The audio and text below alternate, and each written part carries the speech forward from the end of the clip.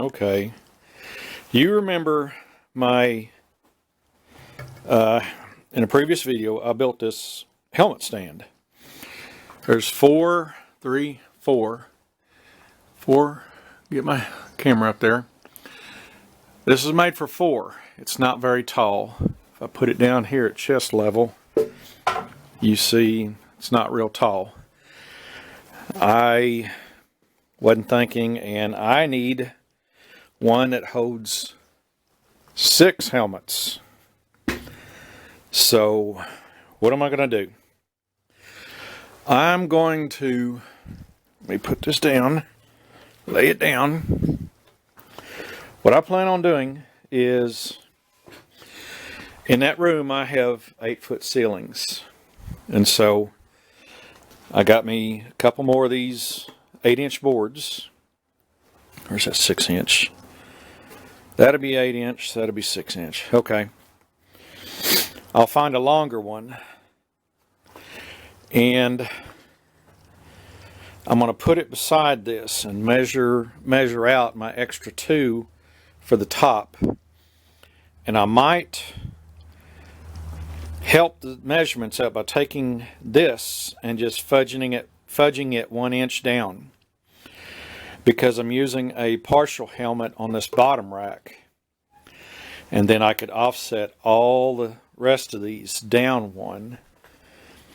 But I'm going to lay that board up here, but basically all I'm going to do is just unscrew this board, slot another board in, and transfer, well, first I'm going to lay it down here, transfer all my measurements, mark out where all these are going to go, and I got the 2 extra hoops on the workbench over there, and I'll probably sand the front side down. I may try a clear this time, I'm not sure. The reason you want to put a stain or a clear on cedar is, in the sun this turns a real ugly gray. Some people may think that's pretty, but I don't. I want to retain the kind of red look to it. The stain takes about over 2 weeks to dry. This one has a stain on it. I like the satin look. You don't have the cedar smell though. When you put the stain on there, the clear tends to dry pretty good, but I'm running into some colder temperatures, and that will affect laying clear and stuff down. And the clear that I got is real runny, so it's going to take 2 or 3 coats to make a decent sheen on it. But anyhow, I want to be able to put 6 of my helmets on there. I have summer and winter helmets, so, and street and off-road helmets. So anyhow, let me go look at some boards and get this new project started. Okay, you may see the problem already. I didn't have any 6-inch that was longer than this. I have these short pieces like this, and I thought, well, I'll just grab one of these and throw it up here. 16 inches from center to center, and that gives me, I mean, 1.25 inches or so between helmets, and you know, you need that room. 16 and 16. Right about here is 8 foot. So you see the problem. So this piece gets to stay together, and either I make another one, or maybe I can add to the, y'all remember my saddlebag stand that I made. It has one helmet holder on it. I might be able to, what I was planning on doing with this one, until I seen that it was too long, is butt this one up to the top and then put a a nice long piece on the back side and screw a bunch of screws in it, and it'd stay, you know, really sturdy. But this is way too tall, so I may have to use the saddlebag stand. So let me think this over and see what I'm going to do.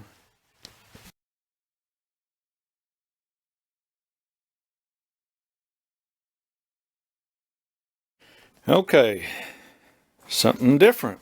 You remember this as the saddlebag stand. Well, I put my helmet stand, remember what I'm doing right here, folks, is showing you how to work problems out. A lot of you YouTube guys will just cut all this stuff out and just throw crap together, and no. Let me show you what I'm doing. This base is longer than the helmet stand, the other helmet stand. It's braced better. See, there's a 90 right there, and there's 2 more 90s down there. I discovered that this, just going in there and playing with it, that this is a lot more stable. This, the 2 saddlebags are not super heavy, and I got a helmet on there. And I noticed with all that weight on there that it was super stable. So why don't I add to it? And I have enough room to put 2 more of these helmet stands. I'll get like there and there. And this being as stable as it is, that little bit more weight won't hurt. And I'm in the right around 7 foot right here, so that gives me a foot of clearance. So all I got to do is take my saw right there and 90 up, you know, square up these ends. I'll put a board on that back side, brace it all in, and I need to, well, after I cut it, I'll sand it all down, and I'll put to match this, I'll put slap some stain on it. Probably have to put it out in my other barn to let it dry, but you see what I'm doing is showing you ways to work these problems out. The back side is going to be against the window, so you're not going to see it. This is going to block the view of that, so I can put 2 more helmets right here. Anyhow, let me get to making some sawdust. But you see that stain on that? Look how pretty that is, and it's covered up by these saddlebags and stuff. But anyhow, that's what I'm going to do, and that's how I'm going to figure this problem out to get my 2 extra helmets on there. Now this is the kind of helmet holder I was telling you people about. I want you to get. Now you see this is the new one. See how it's got 2 holes? That one's got 4. See how this is a 7-inch with about a 5-inch hoop. This one is around 4 inches with a 5-inch hoop. Well, the hoops are the same. Okay. Well, I prefer this one because it's got stronger metal. But these are the best price I could find on these, about $8 a piece, where I can get 3 of these for around a little over $12. And but you see, there's going to be a difference, but I got enough, and it's just there to hold helmets up, so that's what I'm going to do. But when you do go on eBay, get these kind. See how it don't move around? Anyhow, off to making some sawdust. See you on the next video. Okay. I took the board that was back here behind behind the hanger, and I had this in place right now and mocked up. I drilled a hole because I screwed this into that hanger because it stuck through. And now I'm going to put, a series of holes and run them screws into that. And this is the top piece that's going to go on top of that. I cut the ends, maybe 1/8 of an inch off, and I looked at both sides, and this side was prettier. So took all the edges down, did a little sanding, got the edges square, and that will go underneath that. And then I'll drill and put the holes in that. So that's what I'm doing right now. This is that mouse sander I was telling you about. It's got the triangle. You can get into corners and area. It has, it's from Harbor Freight. It has Velcro. And you can get them packages of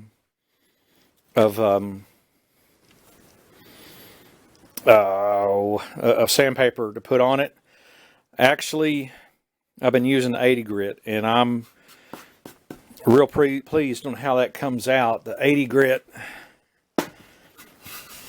takes quite a bit off, but because this is a hard wood, it makes it feel pretty good. Like I said, I'm going to go ahead and slap the stain on it, and that's just to keep it from turning gray. I don't like cedar turning gray, but that's it. So off to some more work and off to another video. Well, I got so busy working with it that I forgot to take videos. This is the backing, or the back plate board that's connecting the two pieces together. And 1, 2, 3, I missed one right there. I ain't worried about it. It was 1, 2, 4, 8 per side, 16, should be 16 there, but now right here, this apparently was not at a 90-degree angle, because I run a straight edge along this and ended up tapping this one straight. So that's part of using a straight edge. Now I got the stain on it. I went 16 inches from here to this one, and that one is 16, and it's right on the edge. I'll put this out in my other barn because the stain will stink, and I'll let it just set. But that's at 7 foot, and my ceilings are 8 foot, so I got plenty of room. So this takes care of me on all my headache, or my helmet racks. Put my saddlebags right there. The foot comes out long enough.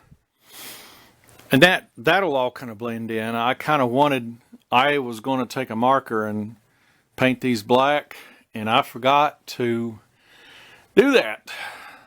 So, oh well. This will dry out to a nice satiny. I mean, that is a nice satin look. I like that look. When I was drilling these holes on the back side, I popped through on the front. I could slap it with a little bit of stain and they would disappear. After it dries, I'll do another video to show what it's like, and then another video after that with all the crap on it and in its place. So, off to them videos. Okay. While the sunlight's out, let's get kind of a good close-up of this. The top section right here up is what I added on to. I needed to have more hoops to put helmets on, and so I was able to put 2 more, and I slapped it. I just had some leftover 6-inch. I made it up with that. Now you notice the gap. I put a straight edge on here to make sure that this one was straight, and apparently this edge didn't have a 90-degree on it, so I put a backing board on it. 1, 2, 3, 4, 5, 6, 7, 8, 8H16, missing one right there. And up there, I was afraid that a screw would blow it through, so I put a small nut with some washer, squished it together when you tighten it down, so that should hold really well. This is at the 7-foot mark, or close to the 7-foot mark, so I should have plenty of room for height. I mean, in that back bedroom. The foot is longer, or the base, and it's got, you know, 3 90-degree braces down there, so that really helped this unit out compared to, I was going to do this thing to the other helmet stand, but with the small base on it, when I had the 4 helmets on there, I went over there and I kind of shook it to see how stable it was, and it was real, it just wasn't stable. Not as stable as this. This is pretty daggum. When you put some weight on it, the weight comes this direction, so it pulls it, and it stays really good. I'm real pleased on how this turned out. These are bicycle holders for use in the garage, and they work really good as the holders of the saddlebags. And yeah, I use them little clamps on there to center it. That way it's not going to go either direction. But anyhow, it's looking good. And I'm kind of I like the grain. You can see the mill marks and stuff in there. A lot of that kind of stuff will be covered with the helmets. When you start putting stuff on here, it's going to get covered up. But right now it's kind of putting it in that barn over there to let the stain dry, because yeah, it'll stink up the room. So I think I'll go put it back out there. Now you see I painted these, and I didn't get a chance to paint these. But anyhow, that's what it looks like up close. Next video will be of it loaded up in the room. Okay, the saddlebag stand is in its place, right next to the helmet stand. And you can see how much clearance I got to the ceiling. So let's load it down. Okay, it's all loaded, and it's extremely stable. Now that old helmet on top, I've had for years. I used it as a winter helmet. The visor on the front won't lock down, so it's not safe. So it's display right now. Now you see I got one spot open for a helmet, and that is for a showy helmet. It's not an AFX, but it's a brand new helmet, but the insides are falling apart, and I'm going to rebuild the whole interior, and that'll be in another video. Another reason for you guys to stay tuned. It's a nice flip front helmet. It doesn't match the color of my bike, but Shoei makes really good stuff, and that is going to be nice in my collection. Summer helmet, winter helmet, off-road helmet, summer helmet, and one I won't use no more. And this arranges everything. It gets everything out of shelves. It lets me know what I have and where it's at. You can see that this helmet blocks the gap right there, and everything just sits up. I set my green helmet with my saddlebags, so that turned out pretty good. So I can get all my helmets in one place and out of the way. And they're displayed, and they look good. So this is kind of what my goal was. Now you notice the footing is bigger on this one than it was that one. When I did my testing about adding on to this to do 2 more, it was real unstable. So that was part of the reason why I went with this one. And I got plenty of room, so works out good. I like how it turned out. So I hope you like how this turns out too, and you can go and you could do this sort of stuff, you know, copy what I did and make this for yourself. Anyhow, thank you guys for watching. Please like and subscribe. I need all the help I can get. And we'll see you on the next project, next video.